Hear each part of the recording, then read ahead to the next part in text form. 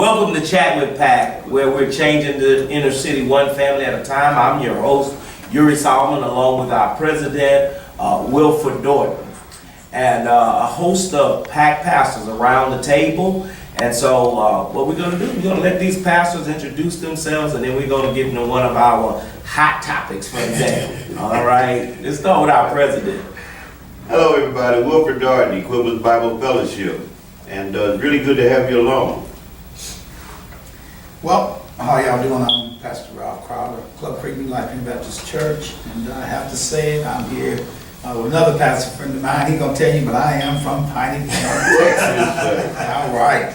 Yeah, you gotta talk about that Piney Point. All right. And I'm Pastor Harold Marshall from Abundant Harvest Church. I pastor Abundant Harvest Church in the heart of Piney Point, Texas. And good afternoon, I'm Eric Cozy, Cooper Bible Fellowship. Welcome.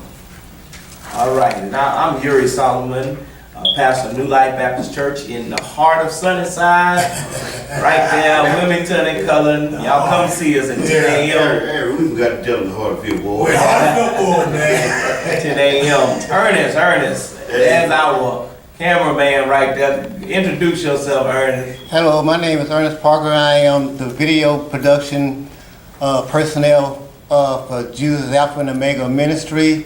I am here as a facilitator for putting out videos on YouTube, Facebook, and I am also a member of the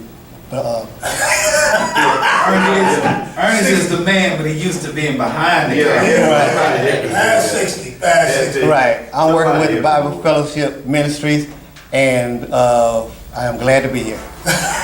All right, we want you to see him because nothing works without him. Yeah. All right. By choking.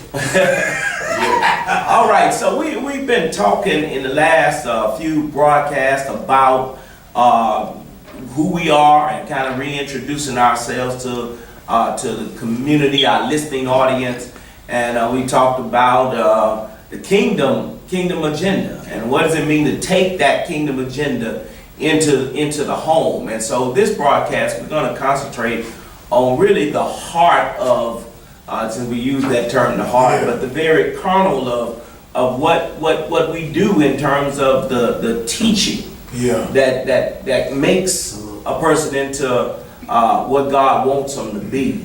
And of course it's biblical, but we have what we call 5 core values.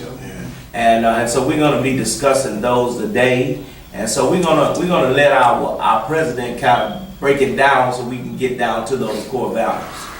Okay, good. So the thing we need to keep in mind that if we're going to change the inner city, one family at a time, then it is crucial to recognize that in the inner city there are 2 sets of values. All right.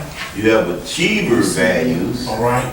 And you have non-achiever values. All right. Right? Achiever values are the values that everyone uses to carry out their day-to-day existence.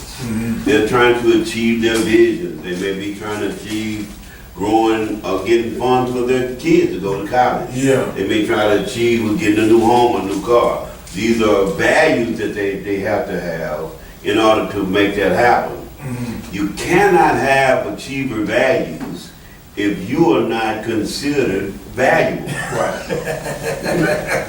The core values are what's used to move you from not being valuable to becoming valuable. And the value that you... And it's valuable in the eyes of other people. It makes you useful. That's what we're saying. Yes, that's important. It's very important. I'm sure you're valuable to yourself. But that's only as good as you pay you. Because the values are illustrated based on how much money you get from where you go. So when it's time for you to go to work, when you go to work, they may give you entry-level funding. Entry-level funding is tied to the fact that they have no idea what your value is. Right. So you're not supposed to just jump into McDonald's and get $20 an hour? That is non-achiever. That's a non-achiever value philosophy. That's what non-achievers go down Go down to McDonald's and get $15 an hour. That's not an achiever value perspective, because there's a lot of hard work that goes into being valuable. Right, And so I make the argument all the time, can I go and sell Snicker bars for $20? You know, while I love Snickers, nobody's gonna buy them for $20 because Snickers don't pack a $20 value. So when we start taking a look at our value, we have to take a look at what makes us valuable. right, And what makes us valuable is the values that we had that come out of the Bible, we call biblical reasoning, but the values that come out of that are values that's tied to our personal behaviors. Right. And once our personal behavior is tied to Christ, because Christ can give us increasing value that ties itself to our identity, so that when we're challenged, we don't lose the value. Right. The value is a part of us. Right. And when the value becomes a part of us, those who have money for increased value don't find it risky, yeah, especially of those of us who are of color, coming out of the hood. So when my mentality or my behavior or my reasoning is tied to my values, then the value is going to come out through my communication. right, And so, you know, the question becomes like the person that goes on the job and everybody's one person is doing the time clock, the card. Well, a person with value and integrity, we're going to talk about those core values in a minute, they won't let you do it. Because they recognize that it's not a value, especially when the ownership finds out that somebody's punching everybody's car. and They will. and you're not there. And you're not there. So let me give you the 5 core values, and then we'll discuss them as your Lisa. Because you know I'll get off track in a minute. Number 1 is integrity, doing right because it's right.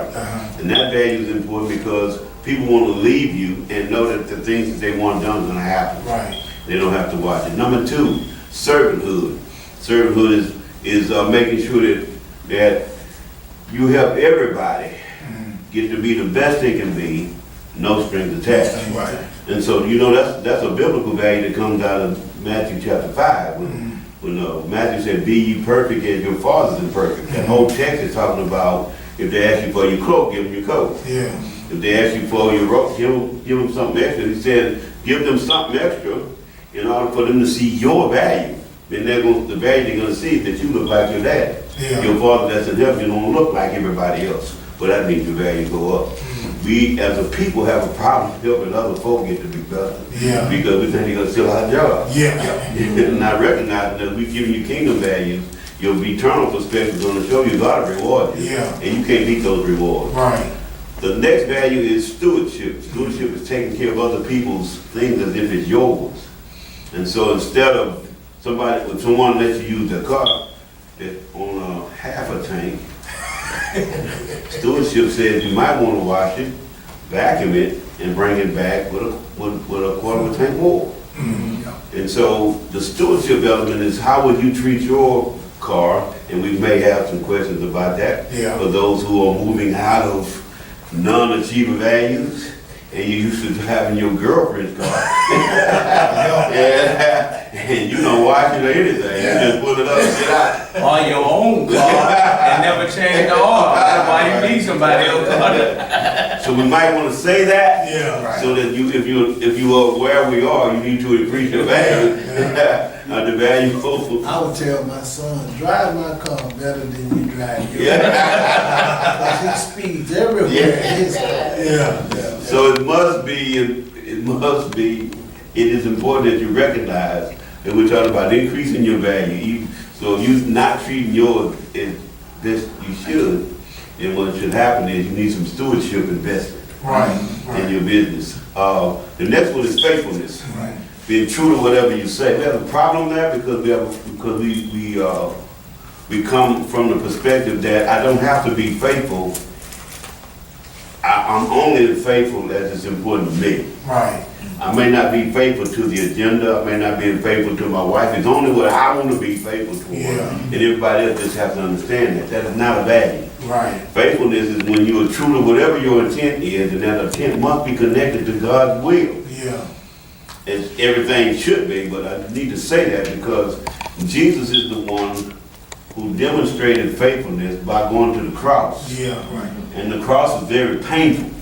So sometimes faithfulness teaches us that we have to go past the stuff that's just convenient. Right. To stuff that could be painful, but our value increases when the painfulness doesn't stop us from doing what we should be doing. Right. And then finally, truthfulness is saying what you mean what you say, and we go a little bit deeper by saying it's the highest value that God has. It's good for anybody, anywhere, at any time, and it doesn't change. So when you start getting involved with truth will come in. And if anyone is listening, if you've ever heard a sermon, wherever the sermon is true, you don't have a problem with it. But truthfulness will go down and find out where you crooked. And truthfulness will stay there till you address it. Right. And because truthfulness is designed to straighten you up and make you valuable. And wherever you're not truthful is where you're going to have a value conflict. Right. Because truthfulness is what allows your value to flow with the other core values. So my wife and I, even as we drive down the street, we use the term, it is true, or it is not true. So my wife would say, well, there's a whole lot of people were taking a look at the fact that you did ABC, and I would say that's just not true. And she said, well, half of the people, and I would say, that's not true. And then she would say, well, okay, let me just tell you the way it is. And then she said, they just don't like you, your hair wasn't gone. And I said, that was true. You see what I mean? But the discussion is not based on whether I want to hear it or not. The discussion is based on whether it's true or not. Even in this, well, it's true. And so when I say something to her, and she doesn't like it, she'll say, that's just not true. I say, okay, let me review that. Because truthfulness becomes the referee. Yeah. So those are our 5 core values that we're not going to enter into our kingdom philosophy. All right. You're listening to Chat with PAK, where we are changing the inner city one family at a time. We're going to go ahead and take a break right here before we enter into our next dialogue. All right, so we'll be back right after this. Thank you. Hey, Lorraine and Michael and Rita, good to see you Of all. course, the break is not a real break, so Yeah. y'all won't see it here. It's for editing purposes. Yeah, y'all heard this, it's not really a real break. That's for the camera. So we get ready to go back right now. Okay, Is that phone wrong? Did you disturb it? go ahead, get rid of it. It's on break now. Well, we could cut it out on break. We can cut it out on break. It's disturbing, the pastor. But when you get ready to go into the next segment, Gonna go. give yourself about 5 seconds You know, break. now we know what it's like, you all, when we say, turn your phones off in church. And they don't have You had 2 phones to go off. So the pastor don't call you out from Make the sure it's not pulpit. lying, you all right? All right, here we go.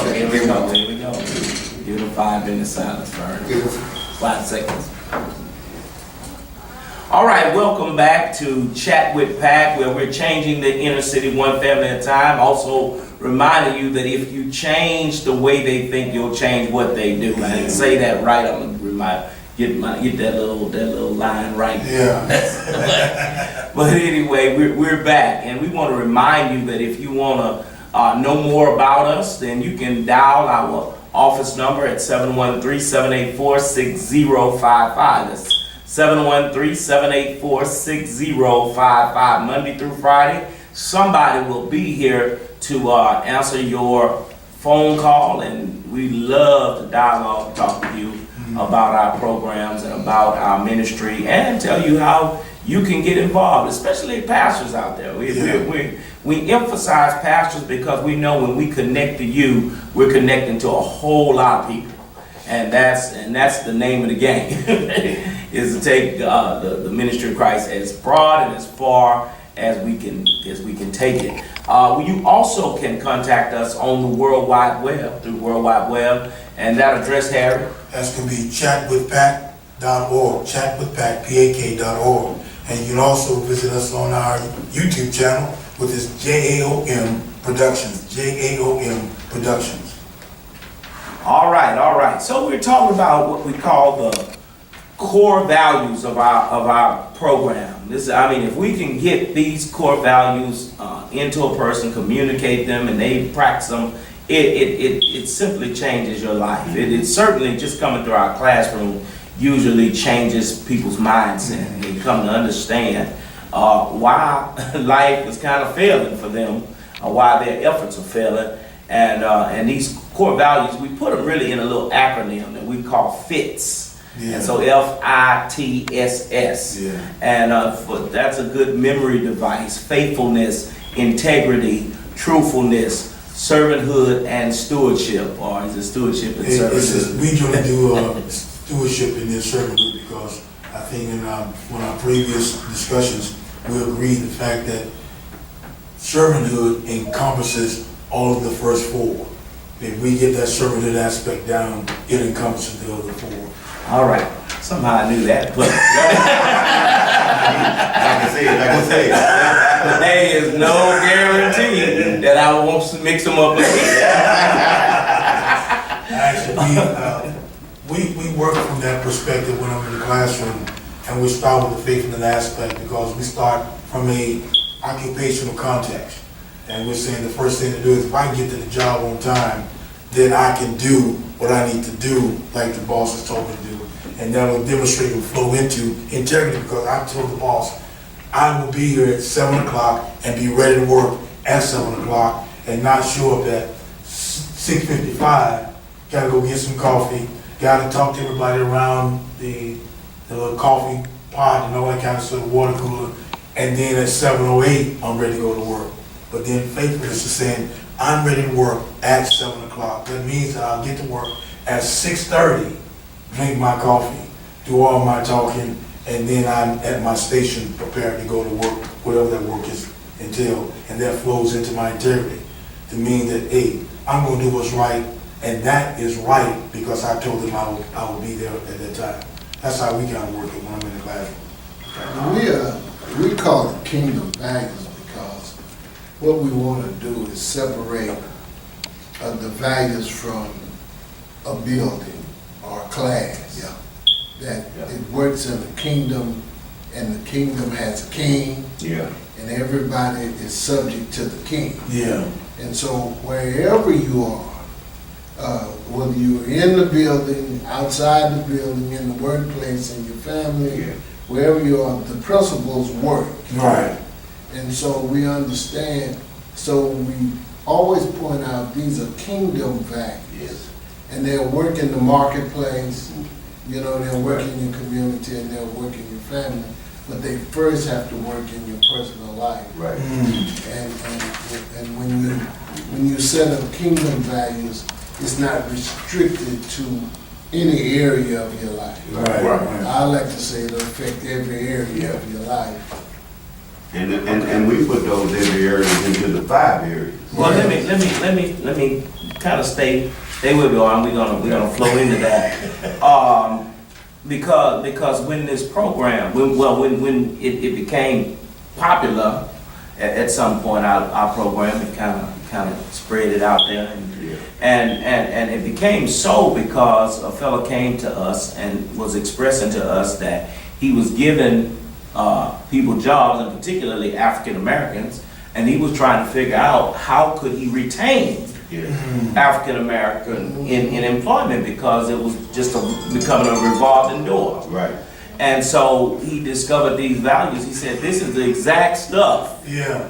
This is the secret sauce. This is the stuff we need in order to be able to retain African American employment long enough for them to increase in value. As a matter of fact, first they gain value just to be able to stay, but they increase in value and be able to go up the corporate ladder or what have you. And so let's take it because our I guess our entry point was the workplace. And then from the workplace, let's talk about how that does spread into the family when he goes home. And hopefully he goes to attends church and is in the church. So let's talk about how that helped those people in the workplace and then how it went home. Well, we had to change it because the people in the workplace, when they received it, they wouldn't go home. When they got the value, they only saw the value as it related to them staying in the class. And then when they got home, they have no need for it because they put the values in a place, as Pastor Marshall mentioned. They didn't put the value in a kingdom context, which we were talking about the 5 areas. Right. Because if he had put them in the 5 areas, there were 2 areas that he would not have skipped. He wouldn't have skipped the first one, which we put into him, change what he thinks and change what he does.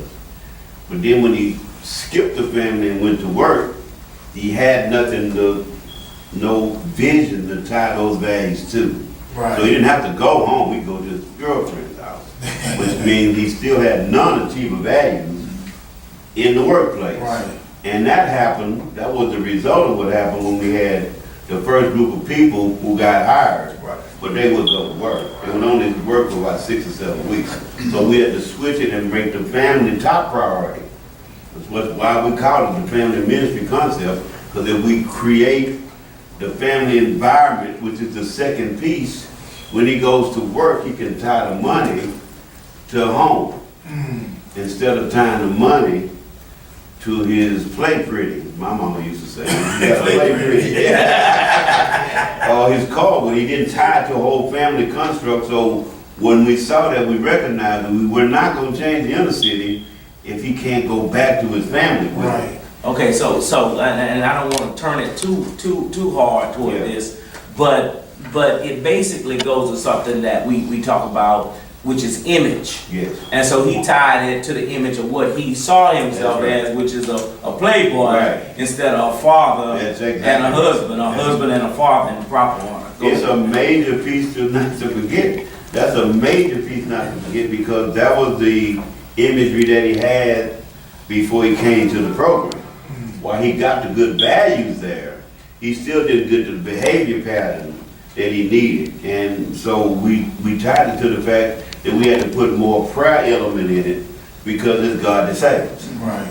Not what we do in the class that saves, God got to save. Right. And so we are trying to tie that whole thing to where we get a family prayer kind of thing up, so that as he sees the value of his vision in his home, he'll bring the paycheck home. So the values was only as good as we got the 3 paychecks. You know, one of the things that helped with that is that we start allowing families to come and sit in the class. Yeah. You know? Yeah. And then they understood Yeah, the concept of the principles, yeah, and that they would begin to be encouraged yes, that the one they thought was dysfunctional, and they understood his dysfunction, Yeah. and they understood their own dysfunction. Yes. Then we start, you start allowing, having graduation and inviting the whole family and everybody connected to them. And then at the graduation, what you would do, you would kind of give a brief teaching of what the lesson was. So the whole family and some of their cousins and and some of the baby mamas and everybody would get some of the teaching, and they say, aha, this can work yeah, in our lives. And as we said earlier, it distanced them from the class yeah, as a concept of this is just a class I'm taking to get a job. right, And the job is just so I can make money, because we had to go all the way to Mississippi to right, let them know that your first move is not to buy you a new cell phone. You know what I'm saying? You need to Right. buy you something to get to work. You know, 5 of y'all come down in one car, but you can't keep traveling like that. right, So there was backup, to the class to help distance them from this. I took the class and I finished the class, and now I can go to work. And now I got to get along after the class. I need other people to to practice this concept with. Yeah. So I can increase my value and increase their value. Right. And then we all can come up together. And so the more that took place, the better things were. Right. Now, some people excelled at it and some didn't, but it's good to hear from folks that's still doing well Yeah. because they applied the values and their families increased and they are still walking in those values. Right. Not going too far, but a part of that, to take it away from the classroom, we instituted that piece called transition. Yeah. Our definition of transition is moving from instability to stability in such a way that you can repeat the process. And that you want to incorporate that principle in other people around you to better support your continual change. That helped also to get it out of the classroom. So it's just not a classroom piece, that I gotta learn how to make those around me functional or stable in such a way that I can continue to progress and they can do. So they move it away from just a classroom setting. Yeah, you know, one of the things, sometimes we take for granted that people have personal value.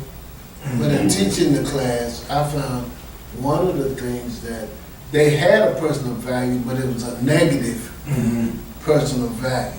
You know, you can't produce a healthy family if your value is being a player. Right. You know what I'm saying? Yeah. And you won't know how to be a good steward of what you have if your value is based on your street cred. So some of the people that took the class finally woke up to saying, you know, I can do this in a legitimate way. Yeah. And I don't have to go to jail. You know what I'm saying? I don't have to get shot at. Yeah. You know what I'm saying? I can put these values in my life and I can be valuable to my family, because we were talking to guys who they weren't even safe in their family. Right. You know, so they could go back to their family and say, you know, I've changed. I look at myself differently, and I look at you guys differently. You know, and they would grow from that point, have personal value for themselves that had nothing to do with their past life, and that made them valuable in the workplace. Yeah. When I do with that piece, the person that does not have value in themselves, I use Romans chapter 12, verse 3. I know it talks about not thinking more highly of yourself, but it also says to think soberly. I say think rightly. So I said that God says you can't think too high of yourself, but you also can't think less of yourself. You got to see yourself as I see you, and incorporating those 5 core values, that faithfulness, integrity, truthfulness, stewardship, and servanthood. Those brings value to you. Now you see yourself in a right manner, the way God sees you, and that ought to lift you out of that non-achiever value that you may be having.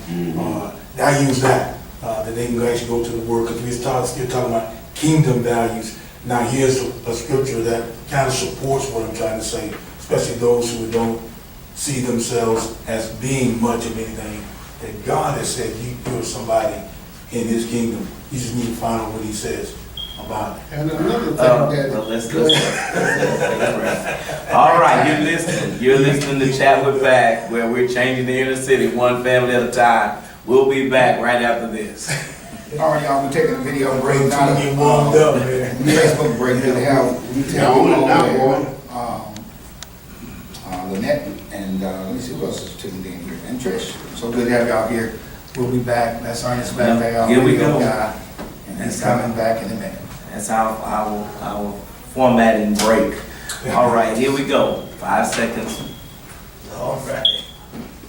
Welcome back to Chat with PAK, where we're changing the inner city one family at a time. And remind you, if you change what they think, you'll change what they do. All right, you can contact us if you want to know more information about this program. You're very interested in what you hear. Well, we're excited to talk to you, to hear from you, and get you involved if you want to be involved in what we do, especially pastors, because pastors have many people that they touch, and if we can touch one person that touches many to help them get what their vision, get their vision accomplished, then that's what we do here. We're not coming to take over anything. We're just coming alongside you. Matter of fact, that's what this is, a parachurch ministry. And we come alongside of you in order to help you get what you need done. And we are all about changing the inner city one family at a time. So contact us, call us, 713-784-6055. That's Monday through Friday. You also can visit us on the World Wide Web, a plethora of information. They like that word, plethora. We got a bunch of stuff there. There's a bunch of stuff there, okay. On the World Wide Web, there's materials that can be downloaded, there's information that can be read, as well as contact information. Tell us how to contact us on the web, Harry. That's going to be chatwithpak.org, chatwithpak.org, PAK.org. You can also check us out on our YouTube channel. That's going to be JAOM Productions, JAOM Productions. And we're asking that you subscribe to us and leave comments. Let us know how you enjoy the information, how we can be a further blessing to you as well. Topics that we may want to hear discussed from this vantage point. All right. Again, we're talking about these core values that when these things become resident in your thinking, and they become habitual. That you'll see your life literally change. This is not some philosophical mumbo jumbo, but this is the characteristics of Jesus Christ himself. He was faithful. He had integrity. He was absolutely truthful. I love that, because last night in Bible study, we kept seeing those very, very, truly, say, I am telling you the truth. Jesus didn't wait for you to say amen. He said amen, amen. Now, because I'm talking, And so he was absolutely truthful. And then stewardship, Greatest among you can become a steward. the best stewardship of Jesus Christ is how he handled us. That's true. He handled us like he handled himself. And lastly, servanthood. And so those are the things that we teach in order for a person to become valuable to their employee, to their family, to their church, to their community. And then, of course, you talk about to yourself. Because you will have a greater view of yourself as you accomplish things. The key to we're not talking about self-esteem. We're talking about self-worth. And that's a great difference, And that word, as your worth increases, as people, because we're talking about people who basically come to you and say, man, you're doing a great job. Man, I need you to do this because you're good at it. That's what, and everybody lives for that. Everybody lives for that. So we're going to get back into our conversation. I don't know whether I started to say one of the things that these values do, it makes you, as Pastor Solomon said, valuable. You start having self-worth. And then you take the power out of other people's opinion of you. You quit saying, I can't get a job because they won't. I always, in the class, I used to say, if you ever find out Dane's address, let me know. So I can go there and talk with them. They live right by the main. They have too much power. But you could see it during the class. Then the power was taken from them, and now I don't care what the obstacles is, what the obstacles are out there. I can do things. I can accomplish things. I got the tools in my hand.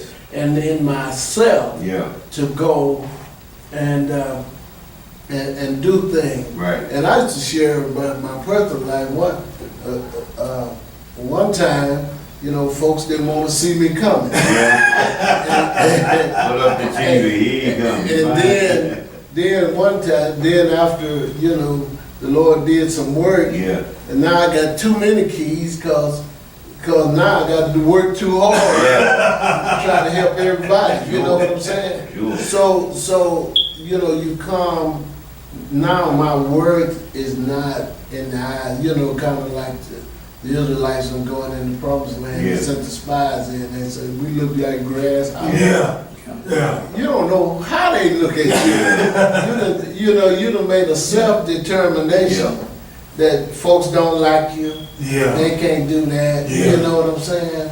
But Joshua and Caleb didn't have those issues. No, they Yeah, didn't. yeah. You know what I'm Yes, you saying? We got God on our side, and it don't matter how they look at You us. can take it. You know, we can take these Yeah. boys. you Yeah. know? Yeah. And so when you know you got God on your side, and as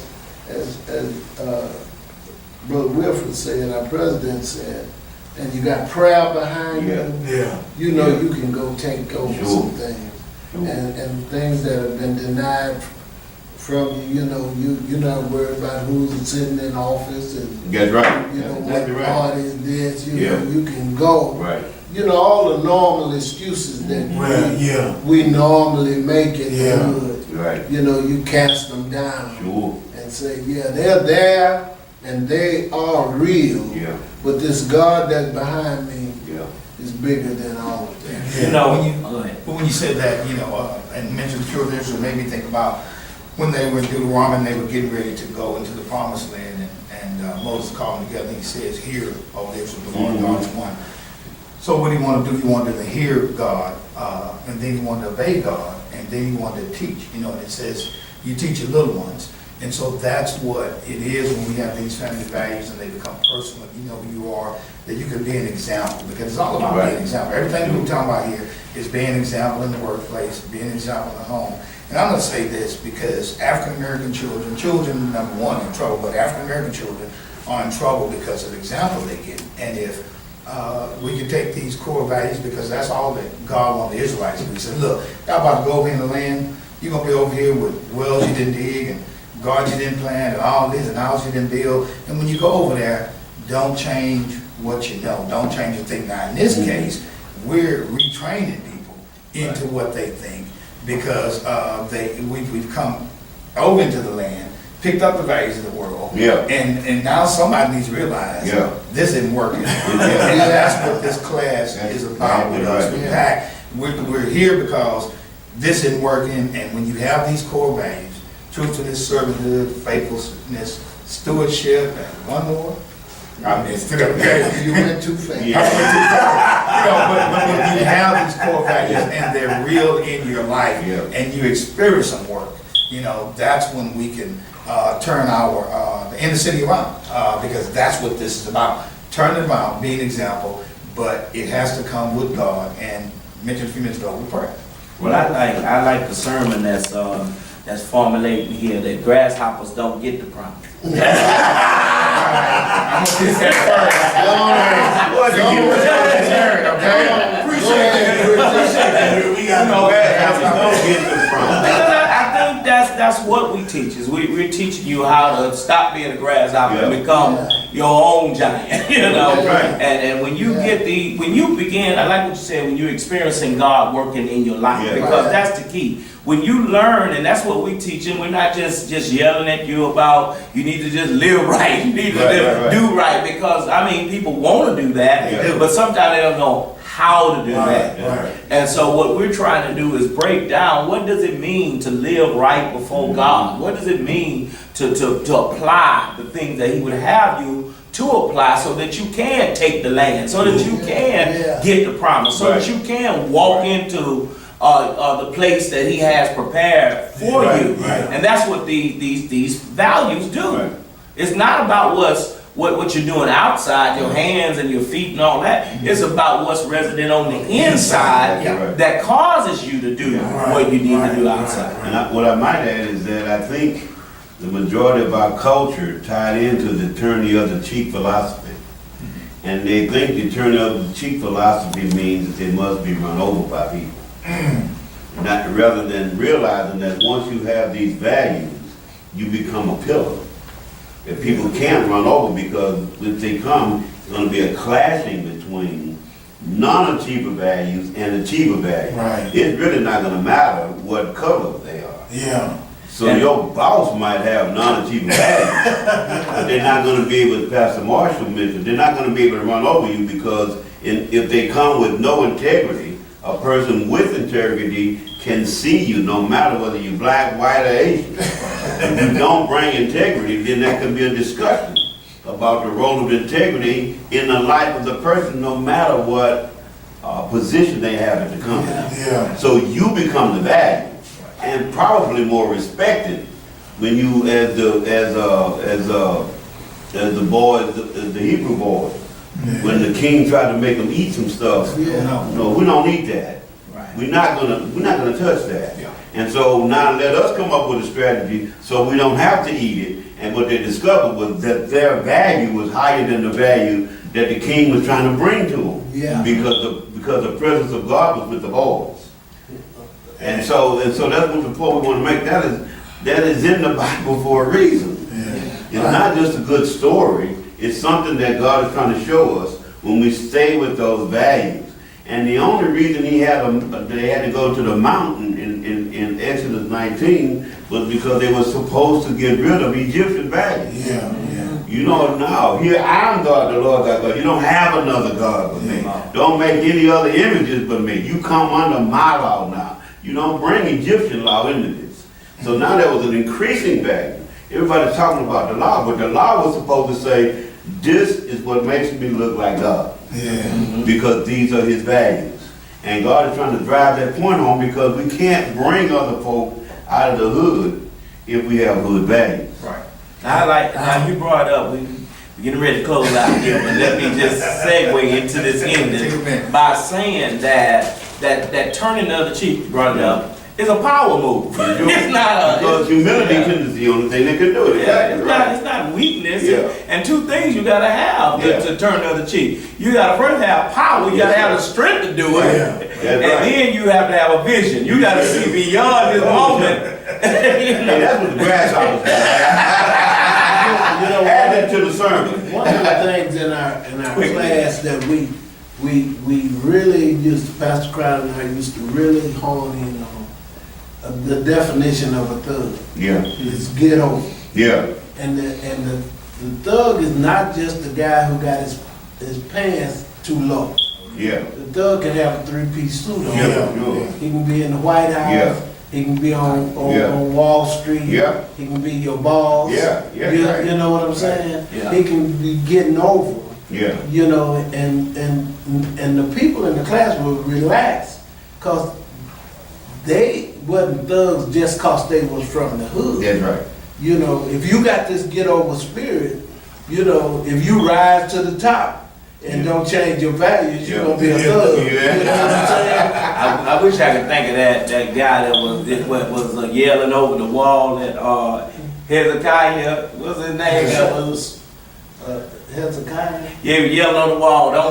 Don't believe what Hezekiah telling you. Yeah. We don't took all these cities. We gonna take you down. I forget his name. I can't call it right now. But anyway, listen. We're at the end of this broadcast, and we want to share something with you. If you had 2 minutes to live, what do you need to do? You need to ask God to forgive you of all your sins, believe in the death, burial, and physical resurrection of Jesus Christ on the cross for your sins. You need to ask the Holy Spirit to come in and take residence in your heart. And you got to recognize it's impossible to go to hell if you have received the Holy Spirit. Yeah. Ephesians chapter 1, 13 and 14. Amen. All right.